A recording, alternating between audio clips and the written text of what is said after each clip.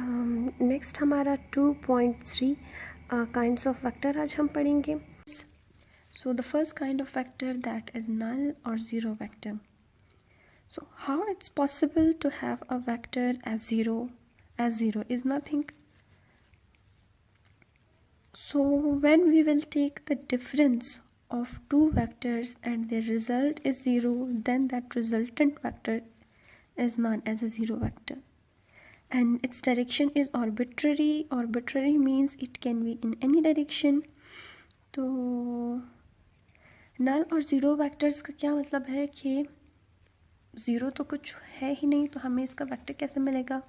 तो जब भी हम दो वेक्टर्स का डिफरेंस लेते हैं और इनका रिज़ल्ट हमारे पास ज़ीरो आता है, उस रिज़ल्टेंट ज़ीरो वेक्टर को हम ज़ीरो वेक्टर्स कहते हैं. तो इसकी डायरेक्शन स्पेसिफाई नहीं होती है क्योंकि ये ज़ीरो है, तो ये किसी डायरेक्शन में भी हो सकता है. और डिनोट करेंगे हम इसे ओ से. और ये कब बैलेंस होगा, जब हमारे पास ए और बी वेक्टर्स बराबर होंगे तो उनका रिज़ल्ट ज़ीरो आएगा. अगर दो वेक्टर्स बराबर नहीं होंगे तो उनका रिज़ल्ट कभी भी ज़ीरो नहीं आएगा. और सपोज़ हमारे पास दो ऐसे वेक्टर्स हैं जिनका रिज़ल्ट ज़ीरो नहीं आए, तो हम उसको क्या कहेंगे, प्रॉपर वेक्टर. नेक्स्ट हमारे पास है यूनिट वेक्टर. और यूनिट का मतलब है वन. अब यूनिट वन का क्या मतलब है कि a vector whose magnitude is one. ऐसा वेक्टर जिसका मैग्नीट्यूड हमारे पास वन हो और इसकी डायरेक्शन हमेशा सेम होती है. अगर सिंपल अल्फाज में बताऊँ तो यूनिट वेक्टर हमें डायरेक्शन बताता है कि हमारा वेक्टर किस डायरेक्शन में है. और ये इसका फॉर्मूला है, कैप इसकी रिप्रेजेंटेशन है, A cap equals to A vector divided by mod of A. Mod of A का मतलब है कि उस वेक्टर का मैग्नीट्यूड. तो ये फॉर्मूला हम कैसे गेट कर सकते हैं, ये एग्जैक्टली हमारे पास वेक्टर की एक डेफिनेशन बन जाती है कि कोई भी वेक्टर अगर हम स्पेसिफाई करना चाहें, वेक्टर का क्या मतलब होता है कि those quantities which have magnitude and direction.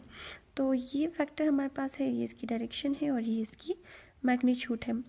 अगर हमें डायरेक्शन एक्स एक्सिस में स्पेसिफाई करना हो तो हम उसे आई कैप से शो करेंगे, वाई डायरेक्शन में करना हो तो जे कैप से शो करेंगे, जी डायरेक्शन में करना हो तो हम उसे के कैप से शो करेंगे. लेकिन उनका मैग्नीट्यूड हमेशा वन ही आएगा. तो यहाँ पे हम एक एग्जांपल ले लेते हैं कि सपोज हमारे पास एक यूनिट वेक्टर हमें फाइंड आउट करना है और वेक्टर हमें गिवन है दैट इज़ 3i + 4j. तो ये हमारे पास वेक्टर है, फॉर्मूला हमारे पास है A cap equals to A vector divided by mod of A. तो ये जो हमारे पास वैल्यू है इसे हम यहाँ पर पुट करेंगे और इसी का मैग्नीट्यूड लेके हम यहाँ पर नीचे पुट करेंगे. तो यहाँ पे ये सॉल्व हुआ है, यहाँ पे ये वेक्टर है और यहाँ पे इसका ये मैग्नीट्यूड है. मैग्नीट्यूड हम कैसे लेते हैं कि जो भी हमारे पास आई जे की जो भी हो, इनके साथ वाली जो भी वैल्यू होती है उनका स्क्वायर लेके सम करके और हम उसका स्क्वायर रूट लेना है. तो स्क्वायर रूट लेंगे, 3 स्क्वायर 9, 4 स्क्वायर 16 इक्वल्स टू, तो ये हमारे पास 25 आ जाएगा और ओवरऑल आंसर हमारे पास ये आता है. अब सवाल ये पैदा होता है कि हमारे पास यहाँ पे वन कहाँ है, वन तो है ही नहीं. तो हमारे पास डेफिनेशन में कि हुज मैग्नीट्यूड इज़ वन, तो अगर हम इस रिजल्ट का मैग्नीट्यूड लेंगे तो फॉर श्योर हमारे पास वन आएगा. तो हम इसका मैग्नीट्यूड लेके चेक करते हैं कि वन किस तरह से आएगा. तो जो हमारे पास यहाँ पे रिजल्ट था 3i डिवाइडेड बाई 5 + 4j, तो अगर हमें इसका मैग्नीट्यूड ले लो, हमें पता है कि हम मैग्नीट्यूड कैसे लेते हैं, स्क्वायर रूट और हमारे पास जो भी वैल्यू है उसका स्क्वायर प्लस जे के साथ जो वैल्यू है उसका स्क्वायर डिवाइडेड बाय जो भी डिनोमिनेटर में वैल्यू है उसका square. So 3 square 9 + 4 square 16 divided by 5. तो ये हमारे पास बन जाएगा 25/25 और ये स्क्वायर रूट, ये हमारे पास बन जाएगा 1. तो ये प्रूफ हो गया कि इसका मैग्नीट्यूड हमारे पास 1. नेक्स्ट हमारे पास है यूनिट वेक्टर. और यूनिट का मतलब है वन. अब यूनिट वन का क्या मतलब है कि a vector whose magnitude is one. ऐसा वेक्टर जिसका मैग्नीट्यूड हमारे पास वन हो और इसकी डायरेक्शन हमेशा सेम होती है. अगर सिंपल अल्फाज में बताऊँ तो यूनिट वेक्टर हमें डायरेक्शन बताता है कि हमारा वेक्टर किस डायरेक्शन में है। और ये इसका फॉर्मूला है, कैप इसकी रिप्रेजेंटेशन है, A cap equals to A vector divided by mod of A. Mod of A का मतलब है कि उस वेक्टर का मैग्नीट्यूड। तो ये फॉर्मूला हम कैसे गेट कर सकते हैं, ये एग्जैक्टली हमारे पास वेक्टर की एक डेफिनेशन बन जाती है कि कोई भी वेक्टर अगर हम स्पेसिफाई करना चाहें, वेक्टर का क्या मतलब होता है कि उस quantities which have magnitude and direction. तो ये वेक्टर हमारे पास है, ये इसकी डायरेक्शन है और ये इसकी मैग्नीट्यूड है। अगर हमें डायरेक्शन एक्स एक्सिस में स्पेसिफाई करना हो तो हम उसे आई कैप से शो करेंगे, वाई डायरेक्शन में करना हो तो जे कैप से शो करेंगे, जी डायरेक्शन में करना हो तो हम उसे के कैप से शो करेंगे, लेकिन उनका मैग्नीट्यूड हमेशा 1 ही आएगा। तो यहाँ पे हम एक एग्जांपल ले लेते हैं कि सपोज हमारे पास एक यूनिट वेक्टर हमें फाइंड आउट करना है और वेक्टर हमें गिवन है दैट इज़ 3i + 4j। तो ये हमारे पास वेक्टर है, फॉर्मूला हमारे पास है A cap equals to A vector divided by mod of A. तो ये जो हमारे पास वैल्यू है इसे हम यहाँ पर पुट करेंगे और इसी का मैग्नीट्यूड लेके हम यहाँ पर नीचे पुट करेंगे। तो यहाँ पे ये सॉल्व हुआ है, यहाँ पे ये वेक्टर है और यहाँ पे इसका ये मैग्नीट्यूड है। मैग्नीट्यूड हम कैसे लेते हैं कि जो भी हमारे पास आई जे के जो भी हो, इनके साथ वाली जो भी वैल्यू होती है उनका स्क्वायर लेके सम करके और हम उसका स्क्वायर रूट लेना है।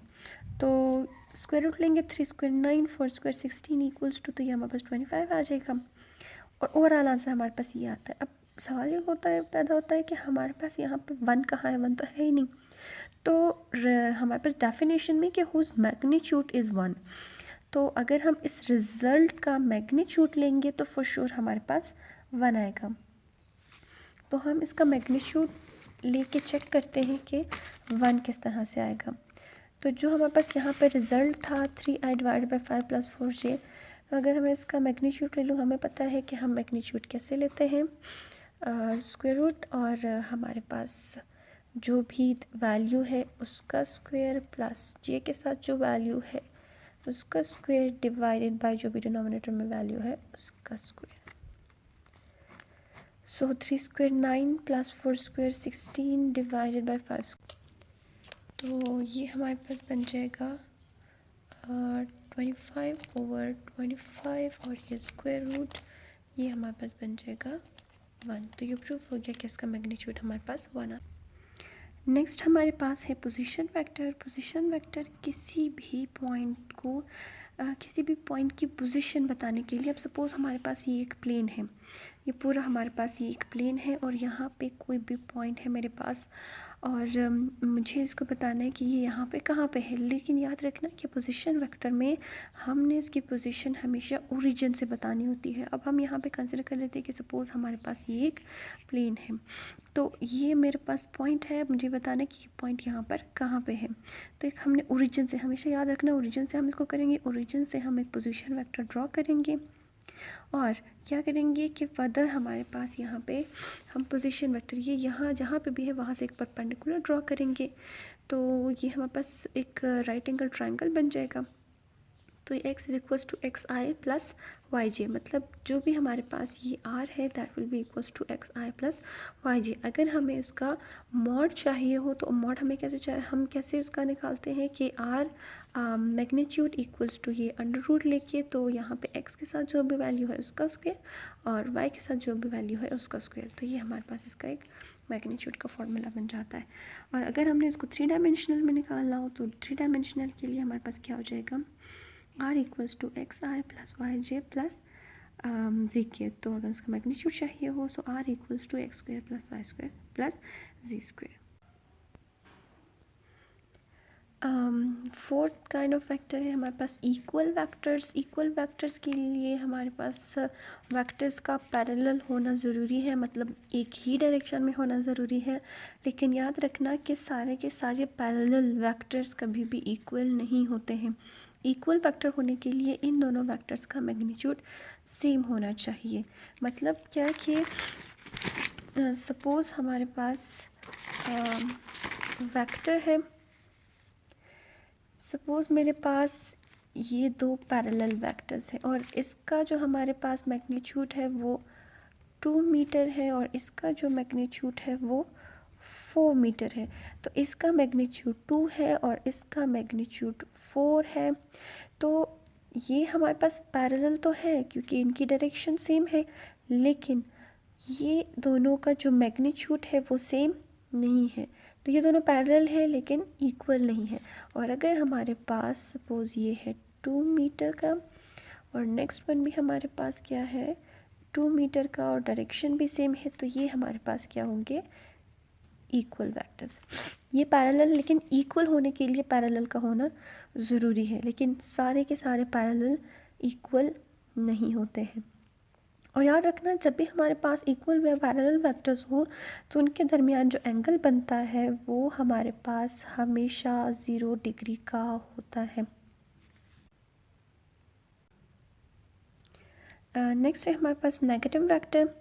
नेगेटिव वेक्टर का सिंपल मतलब है कि हमारे पास दो हमारे पास वेक्टर्स हों, सेम मैग्नीट्यूड के हों और ऑपोजिट डायरेक्शन। ऑपोजिट डायरेक्शन का मतलब है कि ये एंटी पैरेलल हो, लेकिन फिर याद रखना कि सारे के सारे एंटी पैरेलल नेगेटिव वेक्टर्स नहीं होते। यहाँ पे दोनों का मैग्नीट्यूड का सेम होना ज़रूरी है। दोनों का मैग्नीट्यूड सेम हो और ऑपोजिट डायरेक्शन में हो, तब हमारे पास क्या होता है, ये नेगेटिव वेक्टर्स बनते हैं। और एंटी पैरेलल्स या नेगेटिव वेक्टर्स के दरमियान जो एंगल बनता है वो हमेशा 180 का होता है।